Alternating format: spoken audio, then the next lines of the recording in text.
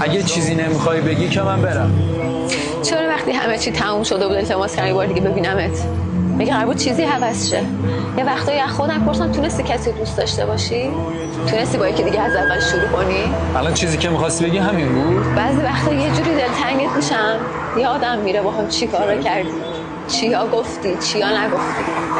مثلا یه ساعت 3 نصف شب دلم هوا تو میکنه، دوست دارم بهت زنگ بزنم شماره‌تو بگیرم جواب بدی صداتو بشنوم، هیچی نشد. خب بعدش که چی؟ هیچی. نه که بخوام برگردی ها، فقط خواستم بگم دلتنگتم، تو هم بخندی، از اون خنده ها که هرسم میدادی میشه رو لبات. ولی دلبری بلد نبودم 100 مدل نازش بیام که عاشقم شی. فکر میکردم اگه پا به پا توی غم و شادیات باشم میشه. نشد؟ نه نشد.